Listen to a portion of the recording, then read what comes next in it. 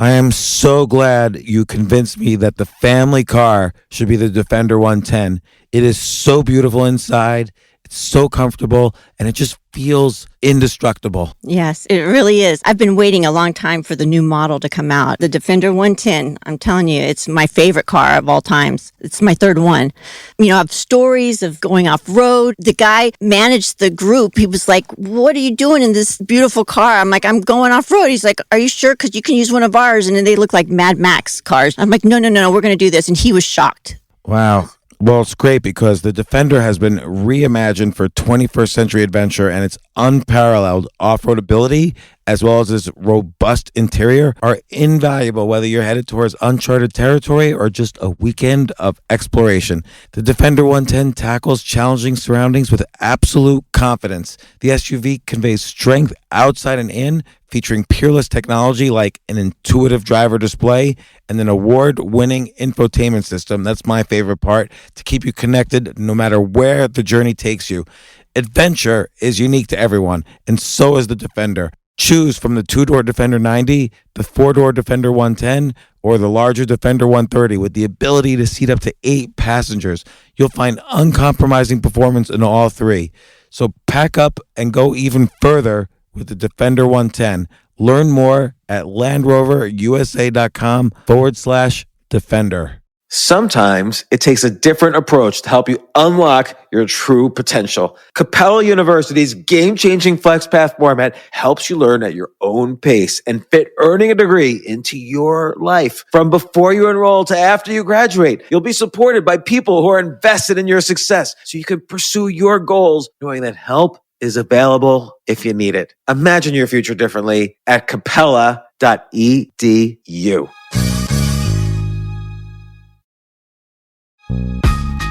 This isn't your average business podcast, and he's not your average host. This is the James Altucher Show on the Choose Yourself Network. Today on the James Altucher Show. I always wanted to be in charge of my own destiny. I thought this is what I was born to do, you know. You felt that. How did you feel that? Because like my whole body, my whole spirit changes when I'm in the kitchen or when I'm at the farmer's market. Do you think it's possible to get started in a field if you're a little too old and you can't have the time to learn the ABCs of your craft? I really think it is important to learn the basics really well. But I think in these days, imagination is even more important.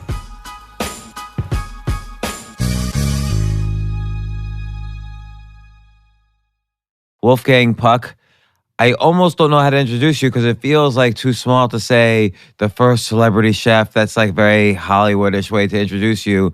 You're an inspiration for defining success, not by the business empire you clearly run or, you know, the brand around your name, but your just love and passion for cooking since the age of 14 or earlier, and how you just single-mindedly pursued and expanded that interest in every way, going from apprentice to chef to chef in Indianapolis, to LA, to starting restaurants, to expanding those restaurants, to expanding your name into other brands, to building the fastest growing catering empire.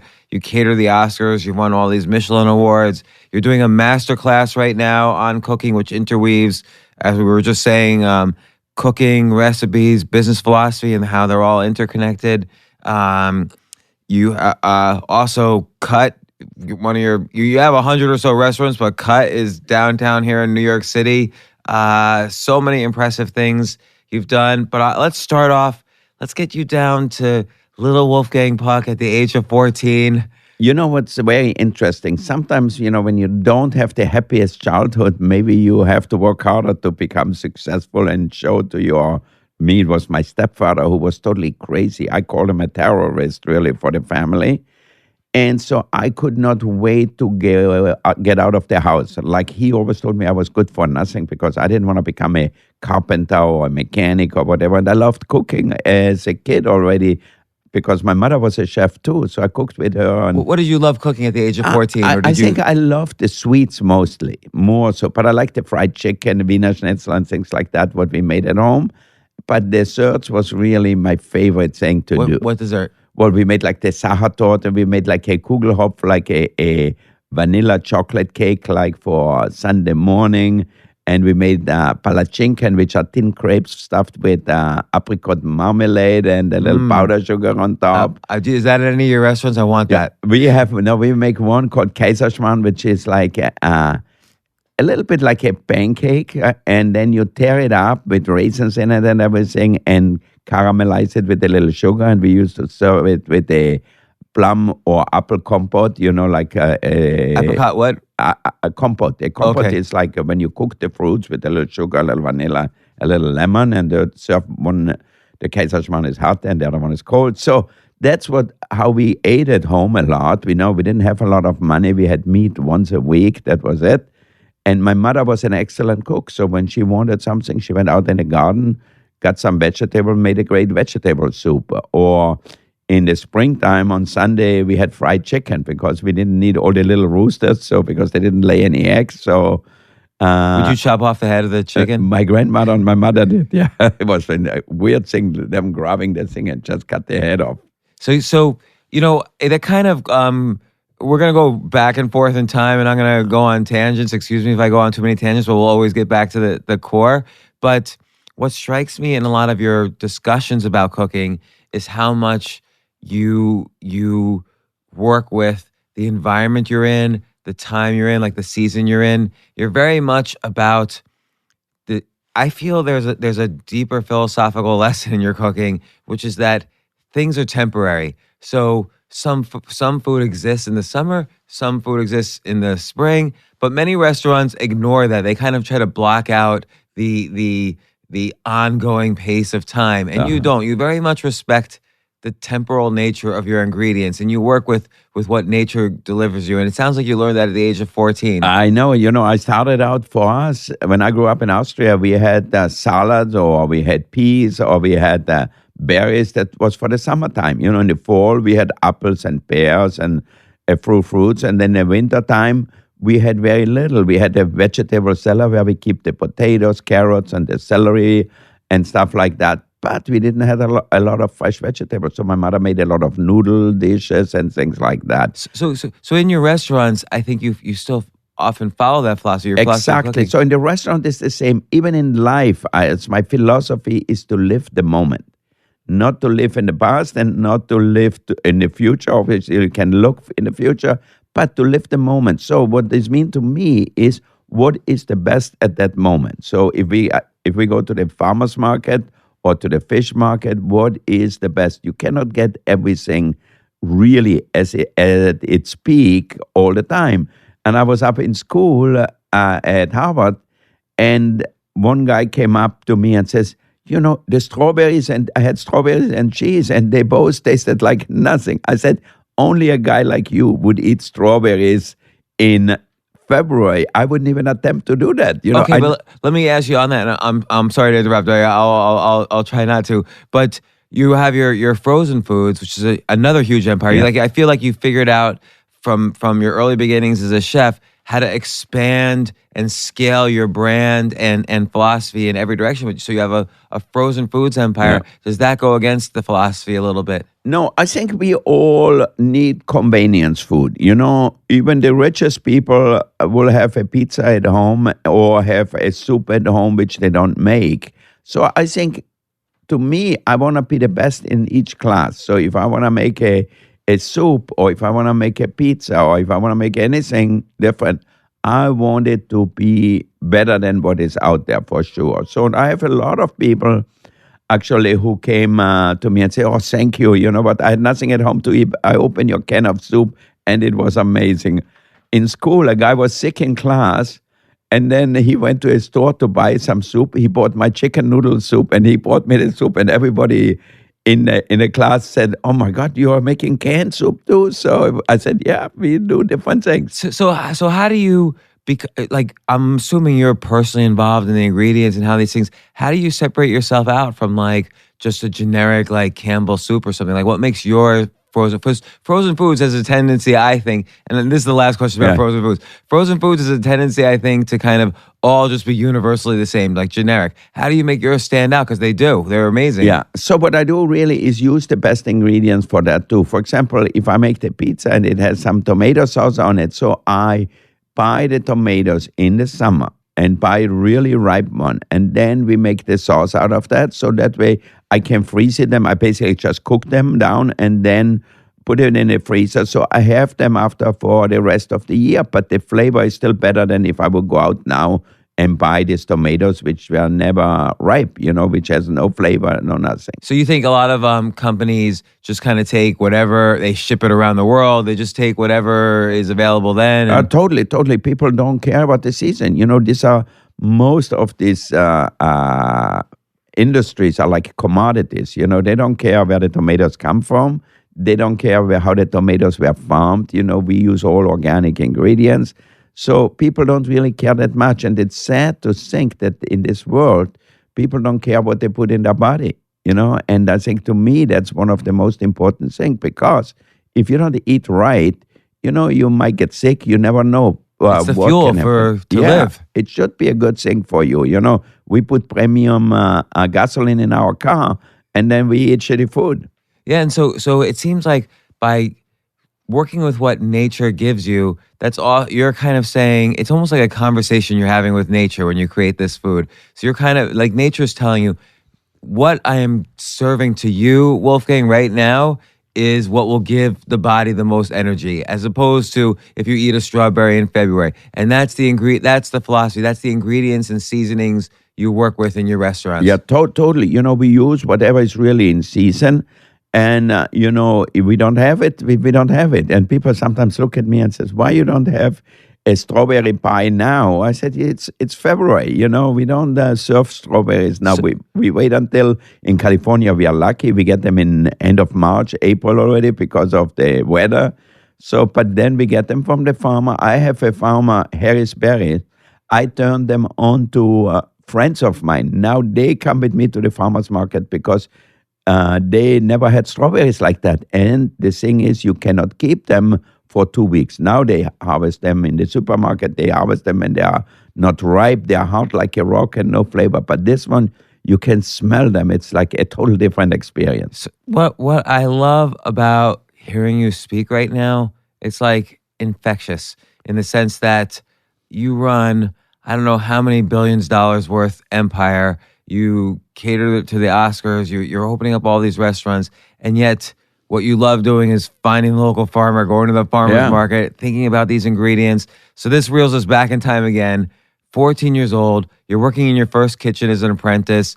You do the correct thing and drop out of some stupid high school or whatever and start really doing what you love, what you care about. Like, how did you grow in your love for this? Because you could have gone in any direction at the age of 14. It almost went in the wrong direction because I left my home and my father told me always, my stepfather said, oh, you're good for nothing. You're going to come back home anyway. And I said, I will never come home again.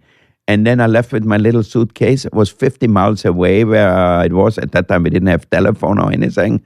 So if I wanted something, I had to write a letter to my mother. And then I get in this different town, and I started to work there. And on a Sunday lunch, we ran out of potatoes. And the chef told me, you have to go home. You're fired, go back home. He blamed you for running out of potatoes? Yeah. Why? I was wondering about that because you told the story. Were you supposed to buy the potatoes? No, I was supposed to peel them and cook them. That's it? But I was 14 years old and like 5 foot tall. And so you peeled them too thickly? No, so we ran out of potatoes. Potatoes is a big side dish in Austria. We eat a lot of mashed potatoes and just steamed potatoes and so on. So in the middle of service, there were no more potatoes. So the chef freaked out. The sous chef came and started screaming at me at the end of service. The chef called me over and said, you're fired. You ran out of potatoes. And I said, I didn't know how much potatoes we need. I just started a month ago.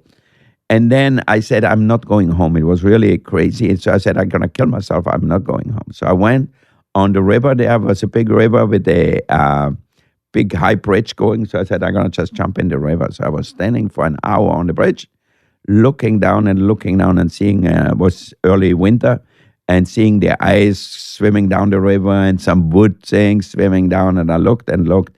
And I said, I'm going to jump. And then at the end, something lit up in my head. And I said, I'm just going to go back tomorrow and see what happened. So I arrived the next morning in the restaurant, and the apprentice who was ahead of me was all excited because he didn't want to clean the kitchen or he didn't want to peel potatoes and onions and everything. He hid me down in the vegetable cellar. And then 2 weeks later, the chef used to come down in the cellar and sees me sitting on a milk crate down there peeling carrots. And he said, what the heck are you doing here? I fired you. Go home to your mother. I said, I'm not leaving. And he grabbed me, tried to pull me physically out. I dug in my head and said, I'm not leaving.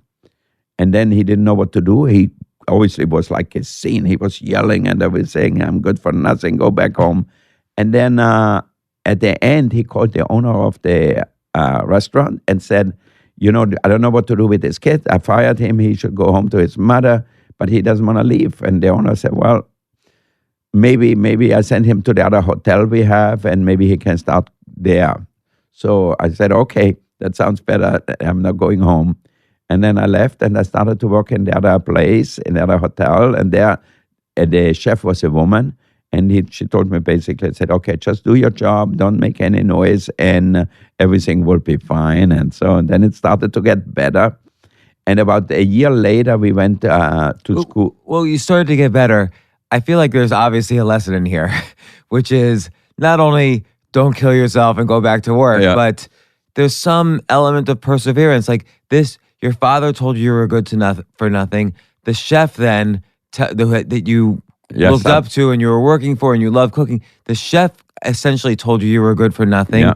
And what made you inside feel like, okay, there's something in me that wants to cook? You didn't even look for another job in another industry, which you could have found, I'm sure, even at the age of 14.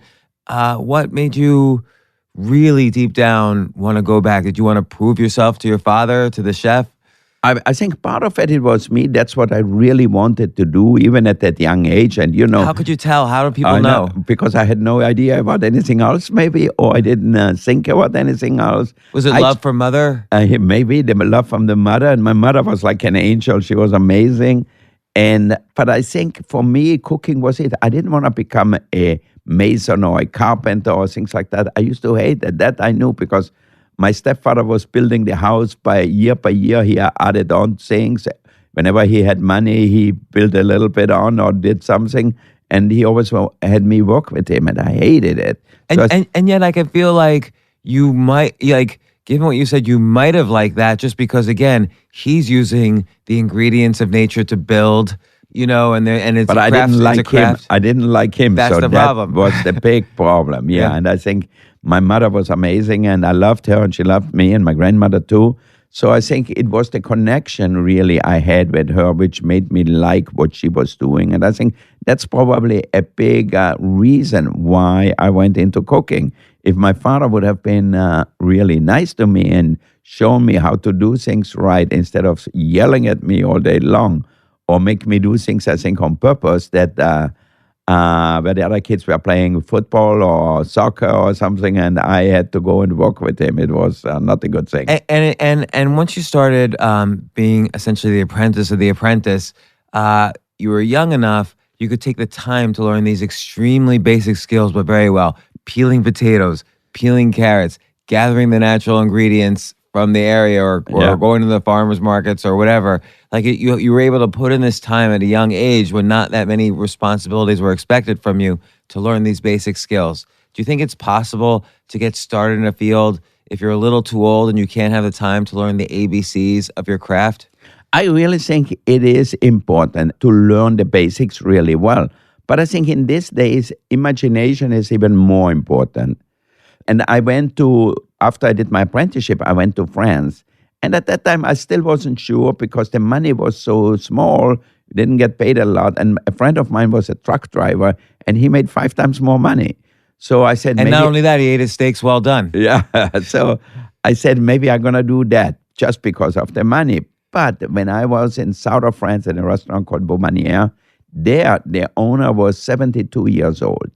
And he had this passion for cooking. He had 6 gardeners. He had a lot of land, so they grew all the vegetables there. He had olive orchard. He had a vineyard. So he made his own olive oil and so forth. But what was amazing with him, he was a president of an insurance company, but he always loved to cook. So one day he says, okay, I'm going to follow my passion. And then he opened this restaurant called Beaumanière. And by the time he was 58 years old, he had a 3-star restaurant, the highest accolade you could get in France for a restaurant is 3 stars in the Guide Michelin. And so it shows that if you have passion and you love something, that you really can excel at whatever age it is. Now, I tell everybody, you have to have imagination, and the techniques, you can learn them as you go along, so that's not as difficult, but imagination is, very few people have it. Can you develop the nuances of imagination if you don't know the basics? Like, you knew the basics so well, what seasonings will go with what seasonings, how to cut all the different, not that cutting is such an amazing skill, but you learned all these extreme basics. Those are like the tools, the building blocks of imagination. Can you have that imagination without the building blocks? You have to know a little bit for sure, but like, for example, my son Byron is 23 years old. He graduated from Cornell. And I went to Cornell. Oh, yeah. Good job. Yeah. So now I send him to restaurants to learn how to cook, because at Cornell, the hotel school there is not for cooking, It's But a very good hotel school. Very good hotel school, the best one in the world probably, or the most famous one in the world. And now I send him to places like in Spain with the Roca brothers. I send him to Paris with Guy Savoy. He worked with Eric Ripert here in New York. So I wanted him to see how really the upscale people, upscale restaurant, upscale chefs work for the imagination. So now he's cooking for us in our small restaurant. I have a little restaurant called Rogue. There we only serve... Where is it? In Los Angeles. And we only serve 10 people a night. So I have two main chefs, and then I have 2 or 3 chefs from our other restaurants. So wait. Steve, when we go to LA in April, are we going to eat at Rogue? Can you hook that up? Okay, yeah. So, but to be fair, your son grew up with Wolfgang Puck, so it's not like as if he started from zero in cooking. Yeah, no, that might have helped a little bit, or maybe it's a little bit in the genes or something. I don't know. And then what you did, and then what your son is now doing, is to associate themselves with the best chefs in the world. You at a very early age decided, okay, I'm not just an apprentice in Austria. I'm going to go to France, find someone who's going to be among the best chefs in the world. Maybe you didn't know it at the time, but you found yourself apprenticing and learning from. I think part of skill development is attaching yourself to someone who's, let's say, in the top 20 in the world and learning from that person. Do you think that speeds the learning process? Yeah, no. I think, but for me, more important, I said, I want to cook like this guy is cooking. Not only was he a great chef, but he owned a restaurant. At that time, very few chefs owned their own restaurant. They're working for somebody, for some hotel, or for some guy who was in a beautiful suit out in front and like a maitre d' type guy. But chefs were not known to own restaurants. But he was the first one I saw. Wow, he's the chef. He owns his own restaurant. I still remember him bringing Picasso into the kitchen. And Picasso I was making a duck sauce, and we made it this red color. And Picasso comes up and almost wanted to put his finger to taste it. And I said, no, it's hot. Don't put your finger in here. And he said, oh, but the color is so beautiful. So I think some of these things are still in my head, like if it was yesterday. Well, and that's fascinating, because obviously Picasso is sensitive to colors. He's created 60,000 works of art. So he's sensitive to the nuances of color. And, color also is this expression of nature and how close a food might be to nature. It loses its color the further away it gets from nature. And maybe again, and you speak about the role of color in serving a dish. And maybe discuss that for a second, because I think that's part of how your process works. Yeah, I think it's a whole combination. We eat with our eyes first, so it has to look good. Not with the nose first? Yeah, no, first the eyes, and then you smell the food, and then you taste it, So I think to me, it is really important that the food looks good. Now, food looks good to me is not when you manipulate it. If food looks good when it is what it really is, so you can see the essence of what the beautiful green bean is or a scallop is or whatever it is. So, but I think to me, you don't have to do much. We have to enhance what we do. Obviously, that's what we do in the restaurant. But you want to taste what the food tastes like. You don't want to eat something and say, what the heck is that? It is not. For me, if I eat a fish, I want to taste the way this fish tastes. So to do that, it has to be really fresh. It has to be cooked the right way. The technique is very important. I think, and you discussed this in your masterclass. I think the seasonings, because you focus a lot on the seasonings, and yet it's a certain simplicity. You're not trying to change the flavor of something; you're trying to enhance the flavor. I feel exactly. So, yeah. like with I think it's the Bronzini class or one of the classes. It's you just talk about salt, pepper, lemon to enhance the flavor, just the right amounts of those. And yet at the same time, seasoning is very important to you. So I kind of want to get into something you said earlier about ownership, but I want to hear about seasoning too, because that's like such a big focus in your recipes. Exactly, but everything is really simple. For example, if you want to season a piece of meat or fish, and like I like pepper, white one, black pepper, whatever it is, but a lot of people, and you can go to your supermarket, you get this ground pepper in a little can, and you know what? The pepper has no flavor. So if you toast the peppercorn a little bit, heat them up in a pan or put them in the oven, and then you grind them, put it in a pepper grinder, and you grind them, you get this aroma, and you say, oh my God, I didn't know pepper can have such a great smell, not just on your tongue, but the whole kitchen will smell like pepper. But this is how stupid I am. This is the first time I realized peppercorn is pepper. Yeah. Steak with peppercorn sauce. Done. Oh, then put some pepper on it. Yeah. I thought it was two different things. A lot of people think, that's where how it comes. Like, I know one of the kids who goes to school with my son, who used to go to school with my son. So he came to our restaurant and he said, is that fish? And it was like a whole black bass, I think so. And he thought, I never see fish like that. I said, so how you see the fish? He says, no, they're always brown and rectangular, So his mother made him born. Fish. Yeah, his mother made him fish sticks. So he thought that's what fish is all about. So it's funny how in America, and I guess the world in general, in order to feed a world of 7 billion people, you do have to take shortcuts and process food so as to feed the masses. But so that kind of removes it from the art form or from the natural ingredients, because not everybody in the world has natural ingredients in their backyard, unfortunately. Yeah, I think we can help ourselves a lot, and there is a thing like for fast food, for canned food or frozen food, for sure. How you're gonna eat. Not everybody can afford to go to a restaurant.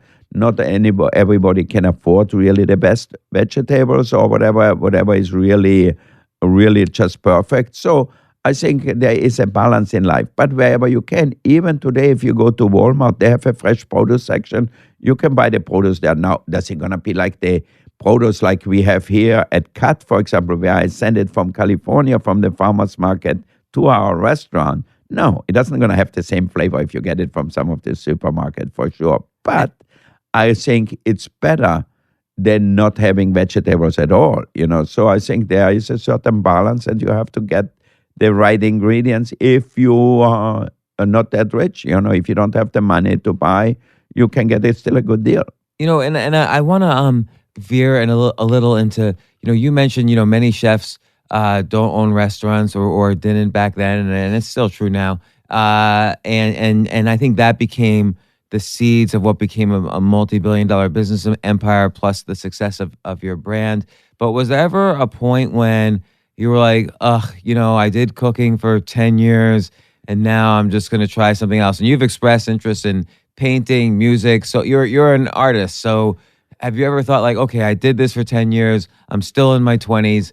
I'm going to do something else? I think I never thought, once I came to America or even in France, after working in south of France, I thought this is what I was born to do, You felt that. How did you feel that? Because like my whole body, my whole spirit changes when I'm in the kitchen or when I'm at the farmer's market. I tell my wife all the time, I said, going shopping for me to a clothes store or whatever store it is a pain. I hate it. Like you walk up and down here Madison Avenue and look at all the stores. I don't mind if it's a sunny day just to walk, but then going in the store and trying to find something, I hate that.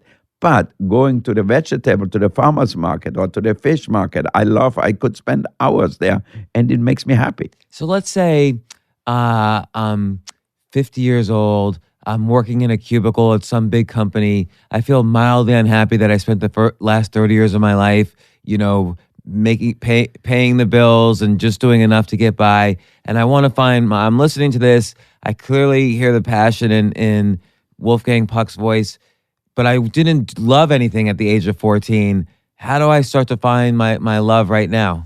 Well, I really believe if you have a passion for something, if you love theater, if you love radio, if you like TV, if you like to paint, or if you like to sing, whatever it is, I think you should work on that really. And if you're passionate about something, you will spend a lot of hours doing it, and then you actually can get pretty good. But you've spent 54 years cooking.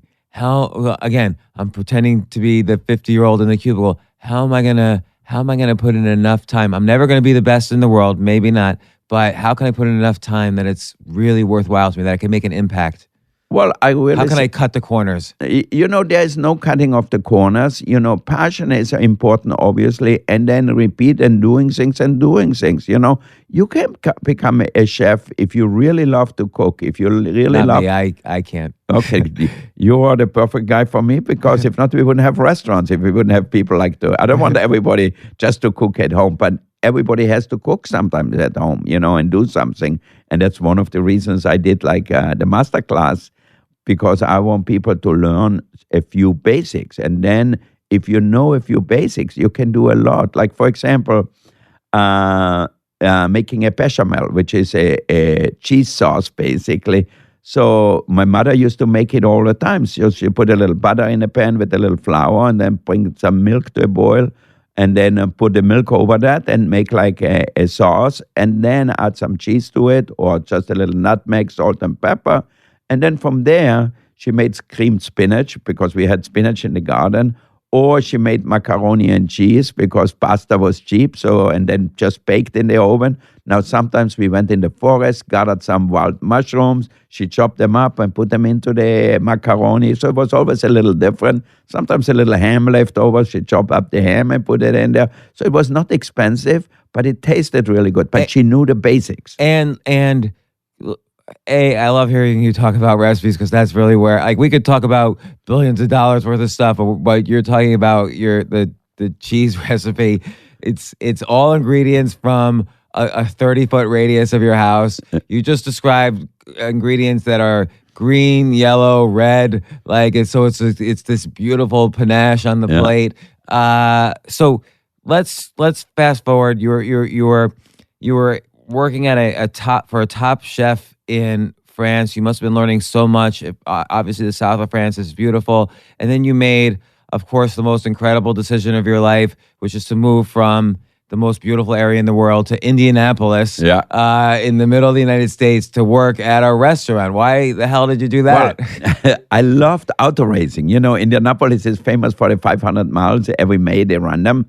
So when I lived, you're 22 years old or whatever. I used to live in Monaco, and I love the Grand Prix they have there, the Formula One race, the Rally Monte Carlo. So when somebody offered me a job in Indianapolis, and I said, "Wow, I have to go to Indianapolis. It might be like Monaco, like Monte Carlo." I said, "So you were stupid." Yeah, I didn't look where. First of all, I didn't look where it was exactly. I know it was somewhere in the middle of nowhere, and then I never looked at the picture or whatever what it can look like. So when I took the Greyhound bus from New York City to Indianapolis, and it took forever to get there. And I said, "Oh my God, where's Indianapolis?" On the cart, like I saw at the Greyhound station, they had the map of America. I said, "Oh, it's not that far." But then it took 36 hours or something to get there. And each time I fell asleep, woke up and I ran up to the driver and said, "Are we in Indianapolis?" And then I arrived there. I said, "Shit, that's Indianapolis. It has nothing to do with Monte Carlo, so, the south of France." But I had no money left, so I had to start work there.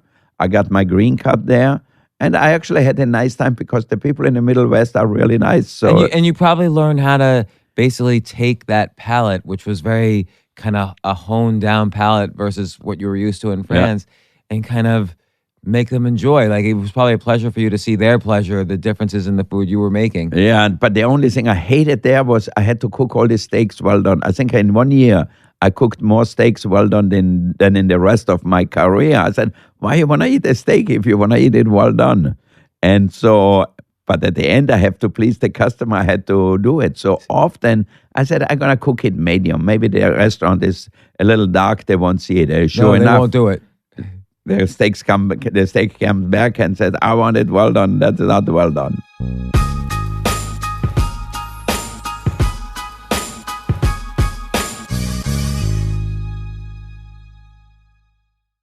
You know what I love about fantasy sports is that even though I'm not going to be a great basketball player or a baseball player or a football player or whatever, I feel like I get to participate and make decisions and use my knowledge of these different leagues or these different sports to compete. So it's like I can pick my team or I can pick my favorite players and I could use my knowledge to make predictions and maybe even make money. So with the basketball season here, you can now pick combo projections across football and basketball from the Specials League on Prize Picks. This is a league created specifically for combo projections that include two or more players from different sports or leagues. Want to play alongside some of Prize Picks' favorite players like rapper Meek Mill and comedian Andrew Schultz, who's also been a guest on this podcast, and I've been a guest on his? You can now find community plays under the promos tab of the app to view entries for some of the biggest names in the Prize Picks community each week. Look, Prize Picks even offers a reboot policy so that your entries stay in play even if one of your players gets injured. For football and basketball games, if you have a player who exits the game in the first half and does not return in the second, that player is rebooted. Prize Picks is the only daily fantasy sports platform with an injury insurance policy. What? So, I love playing it. I love anywhere where I can use analytical ability with my interests to demonstrate some skill and maybe make some money. And I like the game-like aspect. I do wish they had chess as a category on prizepicks.com, but I'll settle for what they've got. Maybe I should make my own fantasy chess league. But in any case, I love Prize Picks. Go to prizepicks.com/James. Use code James for a first deposit match up to $100. That's the easiest $100 you're ever going to make. So that's prizepicks.com/James and use code James. Daily fantasy sports made easy.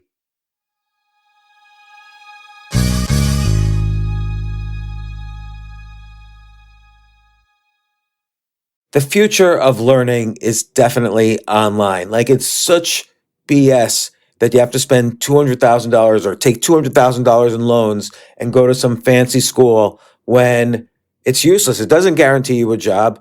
Most employers, including me, do not care about degrees or grades or anything like that. We want to care that you love what you're doing, that you know what you're doing, in some cases that you have experience or that you're willing to learn. But people in general love learning and are curious. Like, the key to success is curiosity. And I think MasterClass.com is the perfect model for online learning. I'm really happy they're sponsoring this episode. If you're going to give a gift, give the gift of learning. MasterClass makes a meaningful gift this season for you and anyone on your list, because both of you can learn from the best to become your best, from leadership to effective communication to cooking. Let me tell you some of the classes I've taken. I've taken comedy from Steve Martin. I mean, can you believe I can take a class from Steve Martin on comedy, or Judd Apatow, my favorite comedy director? I could take an actual class from him on writing. Wolfgang Puck on cooking. Dan Brown on writing, or Judy Bloom, who's been on this podcast, on writing. By the way, Wolfgang Puck also has been on this podcast. It's such a pleasure. I try to take classes all the time from masterclass.com. And whether you're watching MasterClass on TV or listening in audio mode in the app or on their site, the quality speaks for itself. It's like these MasterClass instructors are your own personal mentors that are going to help you reach the next level. How much would it cost to take one-on-one classes on comedy from Steve Martin or on chess from Gary Kasparov? You just wouldn't be able to do it. But it would cost hundreds of thousands of dollars. With a MasterClass annual membership, it's $10 a month. Memberships start at $120 a year for unlimited access to one-on-one classes with all 180 plus MasterClass instructors. So it's not just $120 for one instructor. You get all 180 plus MasterClass instructors. Boost your confidence and find practical takeaways you can apply to your life and at work. And if you own a business or are a team leader, use MasterClass to empower and create future-ready employees and leaders. That's the real education in today's world. So this holiday season, you can give one annual membership and get one free at masterclass.com/JAS. JAS, of course, stands for the James Altucher Show. So right now you can get 2 memberships for the price of one at masterclass.com/JAS. Masterclass.com/JAS. Offer terms apply.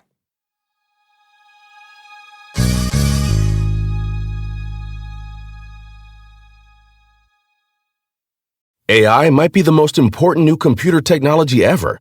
It's storming every industry, and literally billions of dollars are being invested. So buckle up. The problem is that AI needs a lot of speed and processing power, so how do you compete without costs spiraling out of control? It's time to upgrade to the next generation of the cloud, Oracle Cloud Infrastructure, or OCI.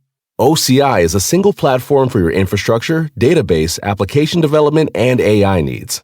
OCI has 4 to 8 times the bandwidth of other clouds, offers one consistent price instead of variable regional pricing, and of course, nobody does data better than Oracle.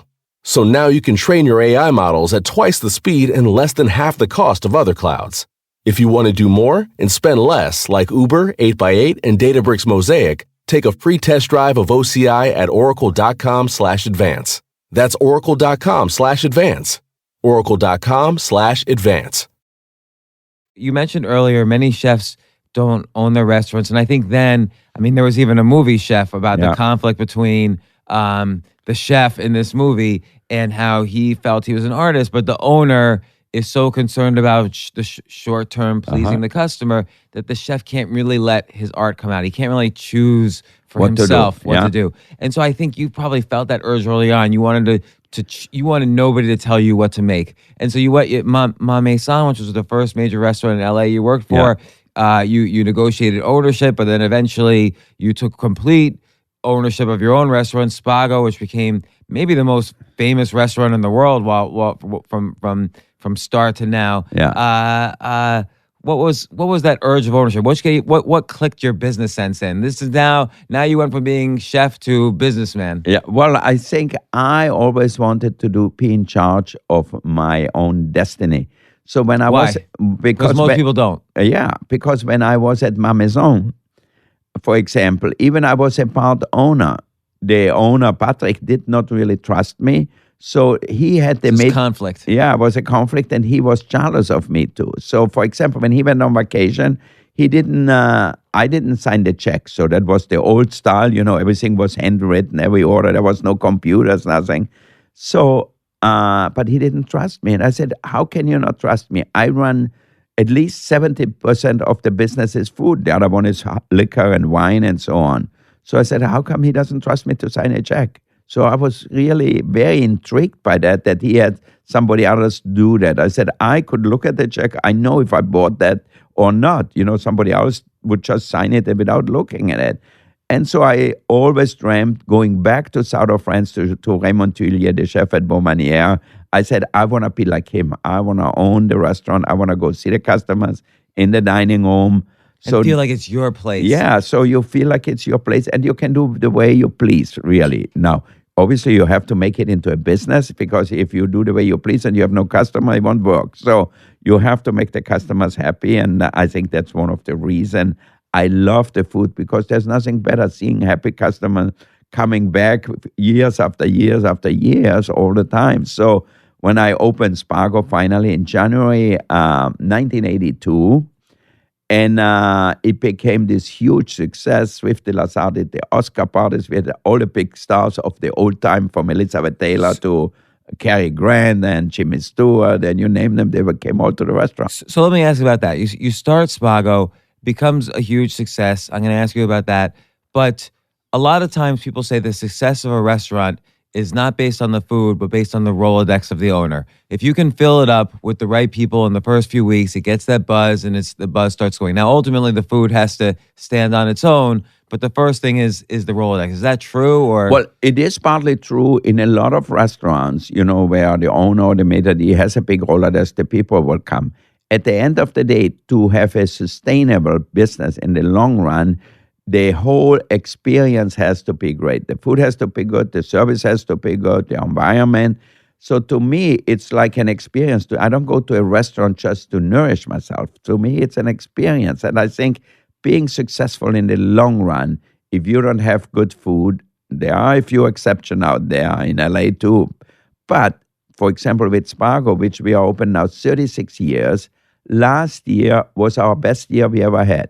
Now, in New York, from the Four Seasons restaurant to Lutèce to La Caravelle, all these famous restaurants are gone.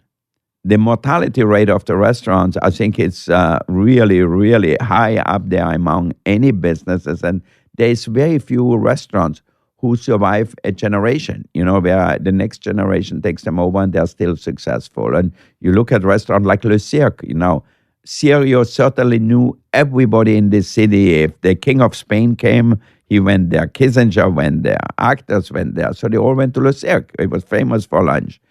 But then his kids took over, but not really. I think he still was like there all the time. And, they had to close Le Cirque now. So what do you think? Because when I think Le Cirque, I do think, a little old school versus newer restaurants. But do you think it's also the fact that the same passions weren't there at the end that were there at the beginning? Well, I think Sirio got old, and I think the kids, didn't have the same passion, or sometimes like an owner wants to be so on top of it all the time and doesn't want to give up power to the kids. And I really think, if you have a kid who is 30, 35 years old, I started my restaurant when I was 30, and at my Maison, I was the chef and partner when I was 25.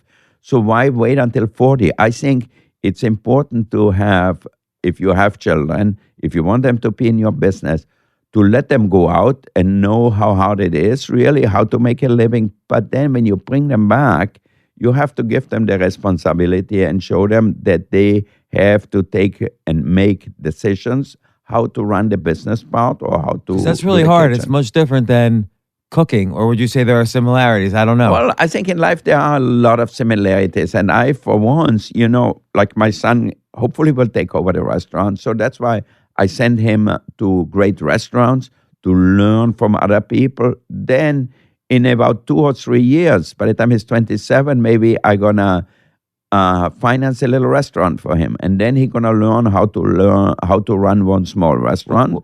And then maybe he's going to come and work with me in the restaurants. So I think kind of this apprenticeship aspect, like you're sending him around now. Yeah. First off, you taught him hospitality by sending him to Cornell, a great school for hotels. Then you send him around to the major restaurants, so he gets apprenticeships with the greatest chefs. And then you start him off small with his first restaurant before you bring in. What's his first name? Byron. Yeah. You didn't name him Johann or something like that? No. I don't. We're in America. No, my mother named me Wolfgang because she she loved Mozart. So I think. And you love music, like Cut. There's Pink Floyd playing. I know. I love me. I like all kind of music. Like at Cut, when we opened the first Cut, I said I want to be in charge of everything. So not only just the food and the environment, obviously.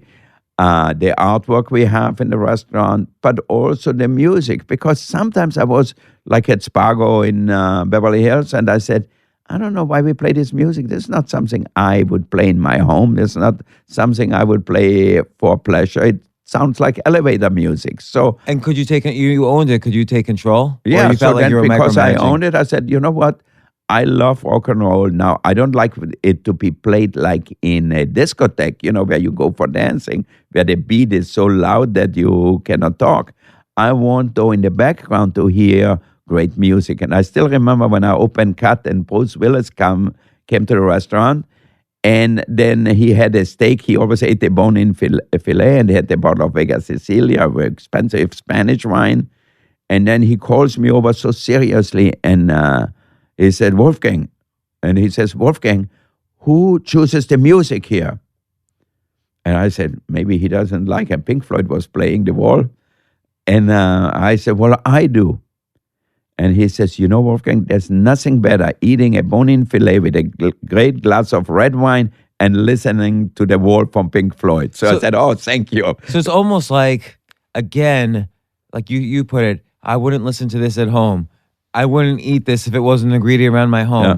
It's you're bringing almost the home into the restaurant, and that's part of the success of these things. But at the same time, how do you avoid, you have to build a business, you have to build 100 different restaurants. How do you avoid the micromanaging of these details? Like, didn't someone else want to choose the music? Didn't someone else want to do other things at the restaurant? You can't do everything. Okay, so let me set you an example. For example, when I opened Cut here in downtown in Manhattan, what did I do? So I have a chef, Raymond. He's very talented. If not, I wouldn't have put him here. He's with me for 10 years.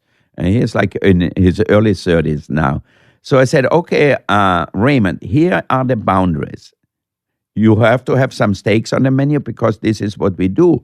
But if you go to the fish market, you buy the best fish there is. We don't have to have Dover sole if there is not really the best one, if you have to buy it frozen. Get some skate wings, get some striped bass, or get some black bass, whatever is really good. So you can really invent what you like to cook, the way you like it. You trained with me. You know what I like. So don't go out of these boundaries, but you go and find the best ingredients possible. So now we have a menu which has its core, which is a lot of meat, but also all the appetizers, the side dishes, the fish dishes. He can do whatever is the best. So I told him, and I tell every chef the same thing. I said, you try to buy the best ingredients and then try not to screw them up. So just enhance them. So best ingredients, but then also it sounds like you really taught him how to use his imagination within those parameters. Yeah. And I bet you he can go a little bit out of those parameters and you would taste it, he would do a good job. Yeah, you know what? As long as it tastes good. Like he made the last week a skate. The skate is a really good fish, it's really fresh, a skate wing. And then it was like an Asian flavor. And, did it fit 100% in the concept? No. But it tasted really good. I said, why you don't put it on a menu when it's fresh like that? It was delicious. So I let him to do and express his style a little bit too. But he cannot go out and change the whole restaurant because it has to have a certain core. But the rest, I love when young chefs are inventive. I love when young chefs use their mind. And also, I believe if they have talent, I have to give them some freedom to do their own thing because I want them to own the place, Right, you want them to feel that ownership that you are lacking. Exactly. And that's an important thing. When building a business that's scalable, you still have to give that second tier that you've trained, you have to give them the freedom to feel like owners. Yeah. And so, but you say it has to stick to the core because there is your name is not just a name, it's a brand, it's $1 billion brand. So what is that core? You always have to have a mission statement in some sense, a core statement. What's your core? Well, for me, my core is always, we are here to make the customers happy. So it is not about me, it is about the experience of the customer. And we have to have a sustainable business. So then if I train the people right in the front of the house, in the back of the house, or if it's the sommelier who recommends wine, anybody can say, okay, drink a bottle of Chateau Lafite and then spend $1,000 on a bottle of wine. That's not the sommelier's job. The sommelier's job is and comes up to the table or whatever, and if he knows the guests and feels out the guests a little bit and say, I have this red wine coming from Spain, which is amazing. You should try that with the steak. It's delicious. And it's priced reasonably. So you're going to say, oh, God, this guy is really smart. He recommended a wine.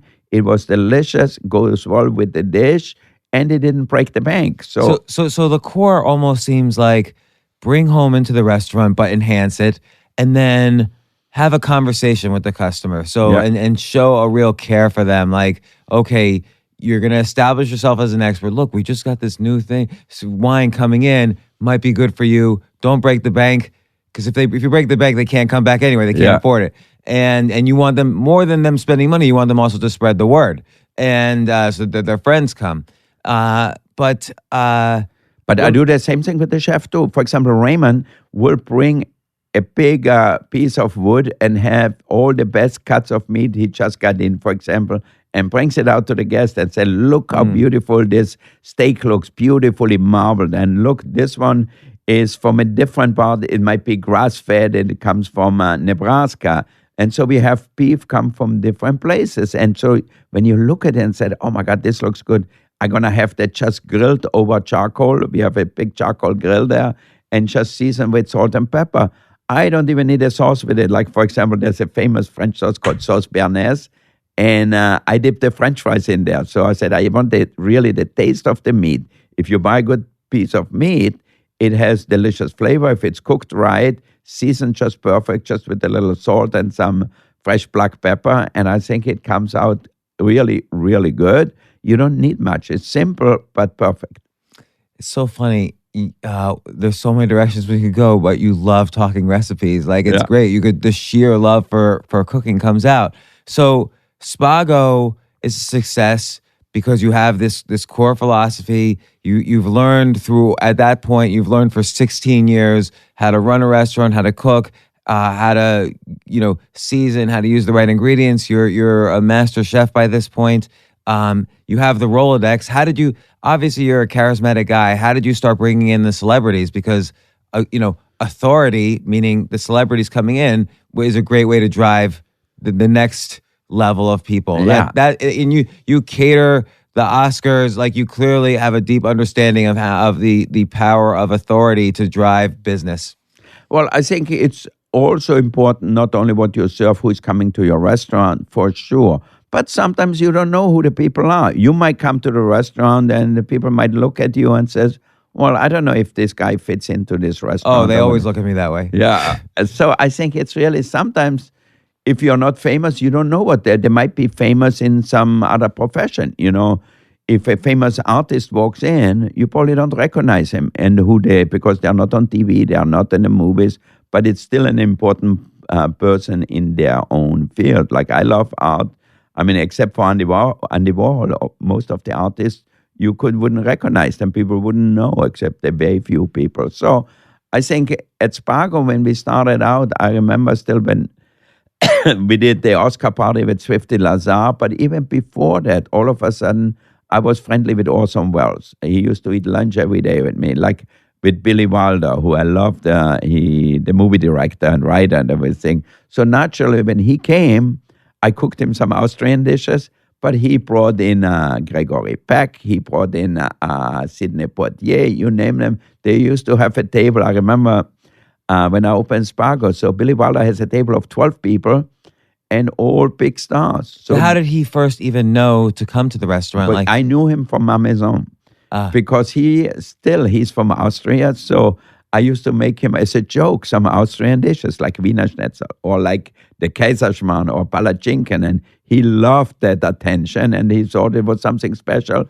because it reminded him of his childhood too. And so we formed this bond. I used to go to his house. His wife used to cook Austrian dishes too. She used to cook from my first cookbook. I remember having pork chop with a warm cabbage salad the way we do it. So it was, I think, for me then really in the restaurant, for him bringing all these famous people in. Now, naturally, everybody was looking and said, wow, look at that. There's Sidney Poitier and Gregory Peck over there.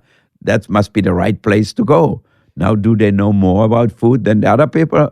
Probably not. But they're so recognizable, and I think it helps to establish and make a restaurant successful. Because so on the one hand, you're looking at every detail, the music, the paintings on the wall, the food, the seasonings, everything, the natural ingredients, everything from home coming into the restaurants. But then you spent years at Maison building these very impressive bonds with the people you loved. It doesn't sound like you went out of your way to bond with people you didn't like. You bonded with the people you personally loved.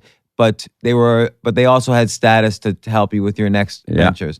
And now your name itself is a brand. So people say, oh, Wolfgang Puck, I'm going to that restaurant. They may not even know anything about the restaurant, but they'll go, you're the celebrity brand. And you were able to do that. Like you started doing books, you started catering the Oscars. You've been in so many shows. You've not just cooking shows, but other shows. You've built a brand and celebrity around yourself. So that's important as well. Like kind of aiming like now you're doing this masterclass, which is very valuable to people. So putting yourself in many different venues is also really important to your business strategy, it sounds like. It is certainly because of television, all of a sudden people start to know the chef, what they look like, And I think for me now, when I'm at the restaurant, like even here, so people come up and say, can I take a picture? Because everybody has an iPhone now, so it's easy to take a picture. And, it would be stupid for me to say, no pictures.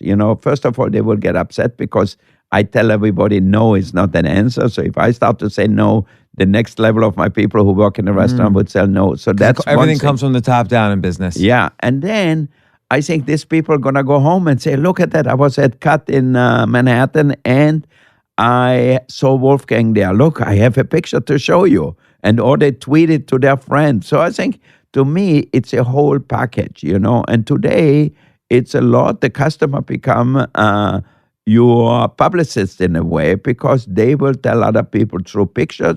And the most important thing is still word of mouth. Because it's not just that they're trying to inform a group of strangers, hey, go to this restaurant. They look good when they have a picture with you at your restaurant. Like it's their status goes up. So then people want to go. Yeah, I think it's a good combination. And I think in a way, even sometimes it bothers me if you take a lot of pictures, but it bothers my eyes mostly. But I think when you look at it as a business strategy, it's a good strategy. Why say no when people want really to tell a story about my restaurant? So that way it will bring in more people. And I think that's really an important part. And that's why I love to go to the restaurant. I love to be in the kitchen, but I also like to be with the people in the dining room. So let's talk about the kitchen for just 1 second. You love music. You have music playing in the restaurant, but you don't have music playing in the kitchen because you don't want to ruin the focus of all the chefs and sous chefs and so on.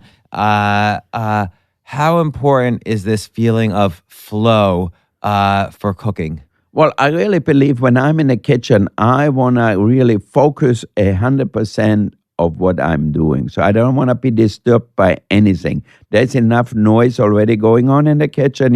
People are yelling and everything is under pressure. Everything has to be ready at a certain minute, a certain time. If you have a table of 6 people, each one orders a different thing. So they all have to come out at the same time, be ready at the same time. So there's a lot of really interesting things going into. People don't know in a dining room how does it happen really.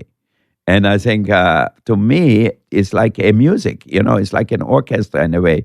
Everybody has to play to the same sheet of music. Everybody has to know how you want it played. And I think and the chef's the conductor. And the chef is the conductor. So you have to tell people, okay, I need this steak here. I need the fish for this table. Fire it now because we're going to need it in 10 minutes. You know how long it takes.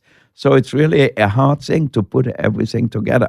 And what else? Like you obviously, again, we're so passionate about cooking, but now it's like frozen foods, hundreds of restaurants.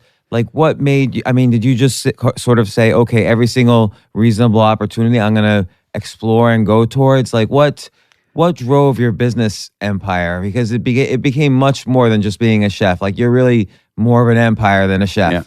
Well, I don't think so. I think my passion is still food, whatever. Obviously, yes. But I think it's like building a wall. That's why I maybe like Pink Floyd so much, the wall. Everything is just another brick in the wall. So every little thing makes the house. It's not one big block. And I think even like now, when I did MasterClass, for example, when I talked about them, I said, this will be a good enhancement of our brand, of what I do. But, it also teaches people how to cook at home, how to make better food. So for me, it was a normal extension. So, and I looked what they did, and I saw Serena Williams doing tennis or Frank Gehry about architecture. So I said, you know what? They have really great people teaching other people out there about their craft. And for me, obviously, it's cooking. The good thing is you have to eat every day. So why not make yourself delicious food instead of having just a store-bought sandwich. And it sounds like mastery for you is bringing in the best elements of other disciplines. Like you just talked about Frank Gehry with architecture, Serena Williams with her craft, Picasso with just looking at colors and art, your own interest in music and bringing that into the restaurant, your own interest in painting and art and visuals. All this together kind of contributed to making you a master chef. I think that's an important lesson in mastery in general is don't just stick to learning chemistry to be a good chemist. Learn the other scientific disciplines. Learn art to become a good chemist. Yeah, I think what really is important in life is curiosity and the willing to learn and the willing to take some risk. There's always a risk involved in doing something where you need so many people. So how do you know how much risk to take? Well, I think I take some calculated risk. I would know how far I'm going to go. So, for example, in the business side, if I would have to finance every restaurant with my own money, it would be very difficult because a restaurant costs a lot of money today. For example, now at the Four Seasons Hotel where Kat is, I had the Four Seasons. They need a restaurant. A hotel needs a restaurant. So we made a deal with them. I own the restaurant. They run the hotel. So it's better for the guest, for the hotel guest, if they come down and go into a great restaurant. They are not the best in running restaurants. They are great in running hotels. And they know they're going to get your core philosophy of restaurants, even if you've never stepped foot in that particular restaurant. They know it's the people you've trained. Yeah. They're going to get your core philosophy. So we can trust that this brand, which translates to the taste of the food, is going to be good. Exactly. So wherever we open a restaurant, if it's in London or in Istanbul, we manage it. I put my chefs there, my manager there, my pastry chefs there, who worked with me for at least 5-6 years, if not more. Even our chef, for example, in Bahrain, which is a tiny little island in the Gulf there, I have a chef there, the pastry chef there, and the sous chef there, who are with me for 10 years. So they run 2 very successful restaurants there. Now, do I tell the chef there, no, you only can cook that? No, I give him certain freedom because I know he understands the people there better than I do here. I feel there's something about imagination that I'm trying to kind of get my hands around, because clearly you're training people not to be just a good chef, but you're training them to have a specific kind of imagination. And like again, someone listening to this, what would be steps to take to improve my imagination? Well, for example, at our restaurant Rogue, I bring in the chefs from different restaurants. So they cook for 10 people. They sit right in front of them. What do I tell them? I said, I want you to cook something you never made in your life. You never cooked in a restaurant. This has to be all about innovation. So then when they have to think about it, it's not that easy to think, I'm going to do 3 dishes, small portions, something I never made. So they have to go to the farmer's market or to the fish market, pick up some ingredients, and then think what they're going to do. So now I actually know which chef has more talent, which chef has more imagination, just by doing that. And for me, I didn't start that restaurant that way, but it turned out like a perfect way, because now I can evaluate talent. It's easy to talk, but you have to walk the walk. So now at Rogue, when the chef, for example, the chef of Cat in Las Vegas, I thought he was very good administrative. I thought he was very good, a pretty good cook, but not the top cook. But I said, to cook in Vegas, he might be okay at the restaurant. And I needed somebody. So when he came to Rogue to cook, I said, I didn't know this guy had talent and imagination.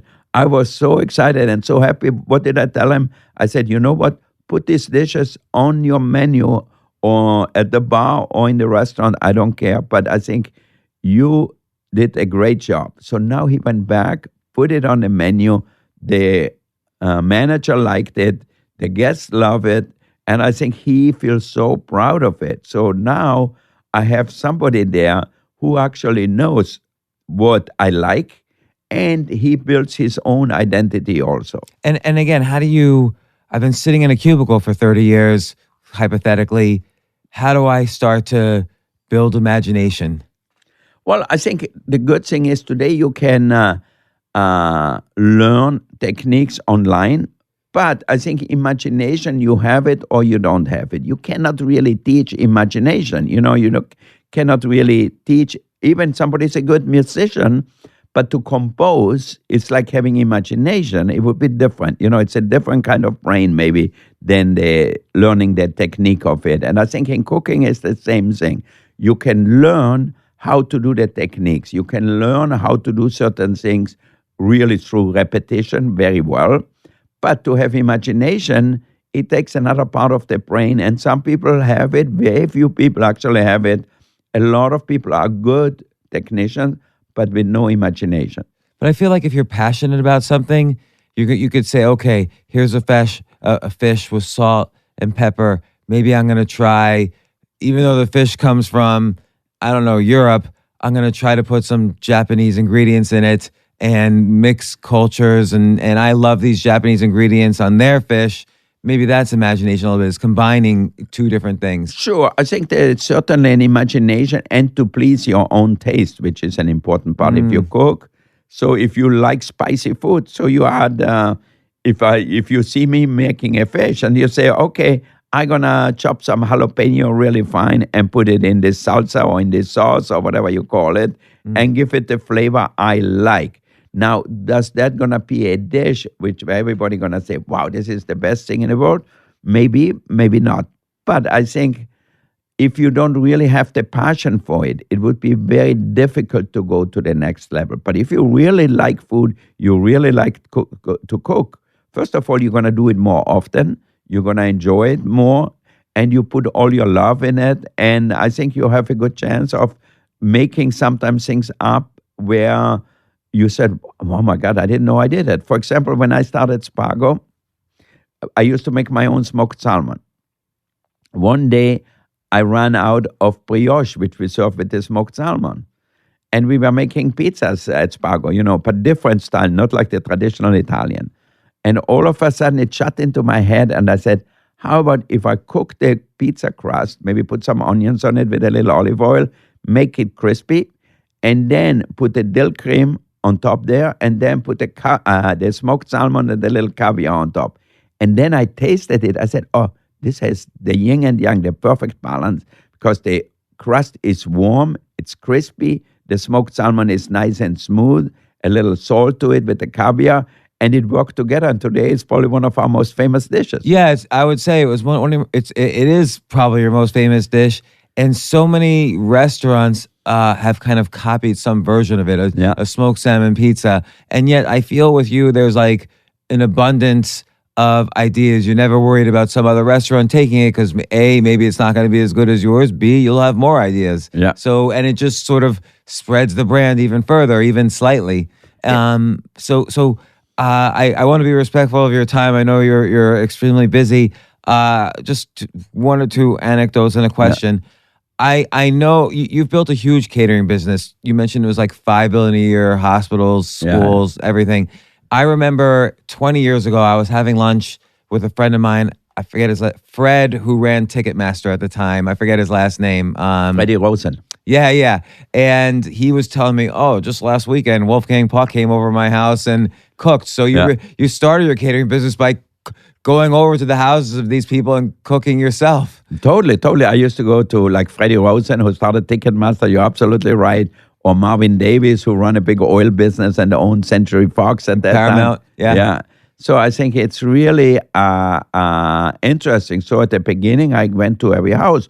But now I have people like where everybody knows the chef. For example, my catering chef, Eric Klein, if Steve Wynn calls him up and says, come to my house and cook, and he will go to his house. And he has total confidence that he's going to do a great job. Because I always tell people, I'm not the only one in my company who can cook really well. I have a lot of really great chefs working for me. And for example, here in New York, Raymond, I know he can go to anybody's house. Like he told me, he went on Sunday, he did a little catering for some people we know, and he went there and cooked for them, and they thought it was the best thing ever. So that okay, so it's such a great way to start a business by being personally involved at first to see the nuances and then build up from that. And of course, you establish authority by cooking for celebrities to spread word of mouth.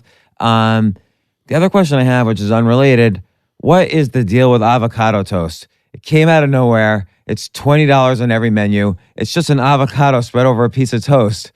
What's the deal? You know, people read about ingredients that they are good for you or not good for you. So remember, like a few years ago, was all about kale. Yeah. Every menu had a kale salad. Every menu had kale on it. And you said, why all of a sudden kale? But does kale gonna make us live longer? Especially if it's not grown right, it doesn't make any difference. So now all of a sudden, people like in the morning, like on our breakfast menu, we have avocado toast, and it's the most successful or the most asked or most sold dish we have for breakfast. I wouldn't eat it for breakfast, but why is that? Because I don't like avocado for breakfast. I don't mind them in a salad or whatever, but I think people to have that for breakfast, they feel good about it. Now, for me, I much rather have a sunny-side egg with a little truffle on toast instead of an avocado. You like your white truffles. Yeah. That's your favorite. And even the black ones too. Now the black ones are still in season, but I love the smell of it. And I still remember, and I can taste it. I was in Italy, in Piemonte, where the white truffles come from, with a friend of mine, with a winemaker. We went to the market for white truffles like at 4 a.m. It was pitch black and everything. He knew the guy where he got them from. They have their white truffles because they don't want to pay taxes on it, so they have them all underneath their jackets and don't show them so nobody catches them. It's almost like drug dealers. Cuban cigars. Yeah. And then we went to the house at 7 a.m. to his house, and then his wife made breakfast, and she made eggs with the white truffles, and we had a bottle of great red wine with it. I said that was a perfect breakfast. But, we got up at 3:30. I'm going to steal that idea. Eggs with white truffles and red wine for breakfast. For breakfast. I'm going to do that before every podcast. So, last anecdote. For the first time in 20 years, I cooked the other day. I hadn't cooked since I was in college. I'm 50 years old. I cooked the other day. And so there's hope. Yeah, there's hope. Yeah. But first thing that happened was my oven blew up because the previous renters of the apartment, they never cleaned the grease at the bottom. I had never used an oven. So as soon as I put the fish in the oven, the whole thing blew up. I had to go to my neighbor's house to finish cooking it. But maybe this will repulse you, but somebody online at Zabar's down the street told me this recipe because I had no idea what I was doing. Yeah. I bought some salmon, and she said, use Dijon mustard, brown sugar, wasabi, and a little bit of, what did she say? Maybe soy sauce? I forget now. But it was okay. I don't know. Well, you try, for my online recipe, I think the fish is on there. It's a Veracruz-style fish where you could use, for example, most of the people have onion at home. You can get some capers, you can get a little olive, get some bell peppers, maybe some tomatoes in the summer, and you cook and make a sauce out of that. And then you place your salmon on top of that and put it in the oven and bake it. You don't want to bake it too long. You don't want to dry out the fish. It depends the thickness of the fish, the temperature. I like to cook it at a lower temperature so that way it doesn't dry out the fish. And then you have a good flavor because you have the sauce, you have the juice of the fish who goes into the sauce. So the whole thing mixes together, and you can make it for 6 people, just put it in a big pan, and it's done. So if you have a party, a dinner party, or the family, whatever, people are going to say, wow, how did you do that? It tastes so delicious. Well, all you did is make a little sauce out of onions and capers and some tomatoes. I'm going to do that. Where can I read that recipe?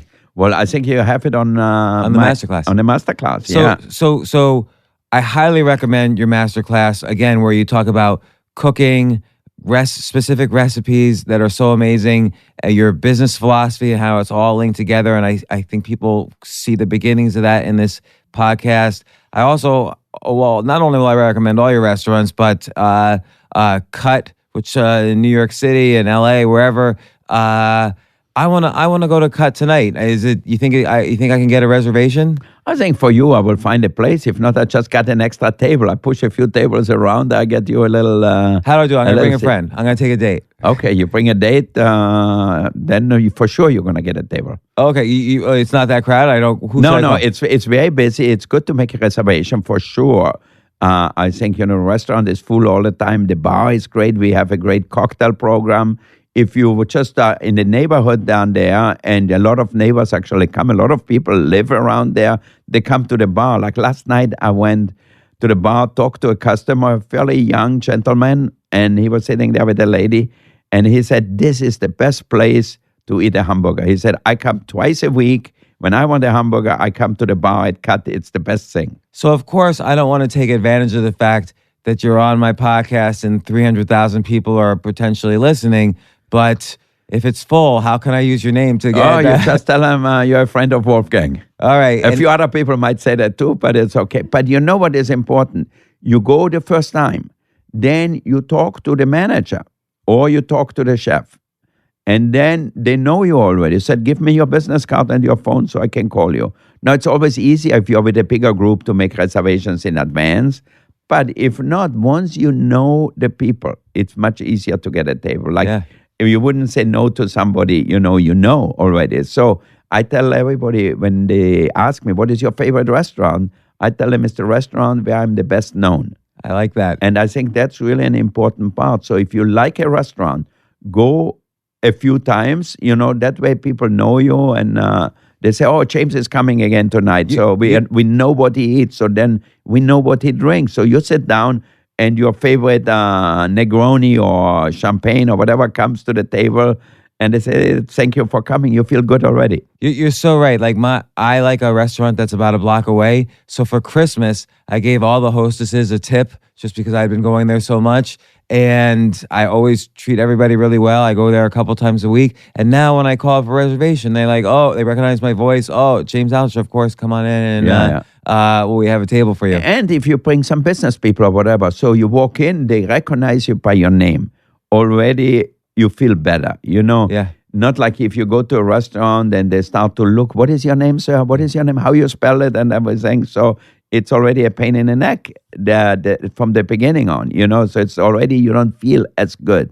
So I tell everybody, you have to welcome the people like they're in your house. Do you have your people Google the potential reservations so they know extra about the customers? I think a lot of them do. I'm not a computer guy, but I think everybody looks for everything, and if they are not sure who is this customer, I'm sure they Google it up. So it's easy to find out about everybody, what people do and so forth. So I think we also are trying to have a whole system now in our restaurant that, for example, if we have a customer who is in London, he's a very good customer at Cut in London, and then he comes to New York and he wants to go to Cut in New York because they treat him well in London and everything. But then in New York, if nobody will know him, he might not even get a table. So now if somebody calls up, I want they can go on the computer, the name comes up right away, and they said, okay, this is a very important customer from London. Naturally here, they will do the same thing then and say, okay, Mr. So-and-so, just come in. What time would you like to come in? We have a table waiting for you. I feel like this is a great potential product, a reservation system that not only ties in with the reservation systems of the other restaurants, but maybe ties in with ad networks so we can see what this potential customer has searched for, what his demographics are, what his potential income is, what kind of food potentially he might like, just in case that's available. I think it's all about the data, all this whole online thing, it's all about data. And I think that way you can serve the customer better. So it is a tool. We don't have the data running our business. We run the business, but the data is a tool to help us to do a better job and make the customers happy. Well, Chef Wolfgang Puck, I almost feel funny calling you chef because you're so beyond that. But you can call me Cook, it's okay. Cook? I tell you one more story. So when I came to Indianapolis, I was like 24 years old, and I always loved auto racing. No, that was actually from Indianapolis. We went to Los Angeles. We go to a club with Niki Lauda because we had a race there in Long Beach. And I go to a club at night. I ask a girl to dance, and we dance. Then the slow dance comes. We dance with her, the slow dance. And then she asked me naturally, what do you do? And I said, I'm a cook. She said, a cook? The song was over. She took off. She left me on the dance floor and said, okay, a cook, forget it. I don't want to be with a cook. And that certainly has changed now. Today, if somebody says, I'm a cook or I'm a chef, no girl will run away because all of a sudden chefs have become a very sought after profession. Cooking has become the thing to do. Because it's amazing craft and art, and also chefs have become owners. Yeah, So- and on top of it, all these things on television, help the chef to get notoriety and people recognize the face. So, but I think I still remember that scene. It was like in a movie. She said, "A cook," and then she took off. Well, don't take off if you're dancing with a chef. I think that's almost like the name of a song almost. But thank you so much, Wolfgang Puck. This is such a pleasure, and I learned so much, and I hope everyone else did. And if you like this episode, subscribe to the James Altucher Show on iTunes or Stitcher or wherever you get your podcasts. Thanks again, Cook Wolfgang Puck. I really appreciate it. And I'm going to cut tonight. So All right, we'll see you there at Cut. I will be cooking. Oh, excellent. You like meat? I like fish. Fish? Oh, perfect. I'm going to make you taste a few different fish, like maybe a little skate wing, maybe a little lobster just cooked perfectly. What's the best time to get there? Whenever you are ready. All right. You tell me when it's good for you, it's good for us. I love all fish. Okay, perfect. We have great fish too. Normally steakhouse, the fish is always an afterthought, but because I love fish too, and so we have always great fish right from the fish market here. Thanks so much, Wolfgang. Thank you. See you.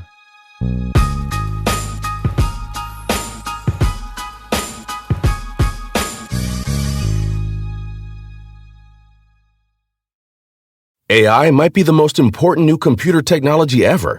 It's storming every industry and literally billions of dollars are being invested. So buckle up. The problem is that AI needs a lot of speed and processing power, so how do you compete without costs spiraling out of control? It's time to upgrade to the next generation of the cloud, Oracle Cloud Infrastructure, or OCI. OCI is a single platform for your infrastructure, database, application development, and AI needs. OCI has 4 to 8 times the bandwidth of other clouds, offers one consistent price instead of variable regional pricing, and of course, nobody does data better than Oracle. So now you can train your AI models at twice the speed and less than half the cost of other clouds. If you want to do more and spend less, like Uber, 8x8, and Databricks Mosaic, take a free test drive of OCI at oracle.com/advance. That's oracle.com/advance. oracle.com/advance.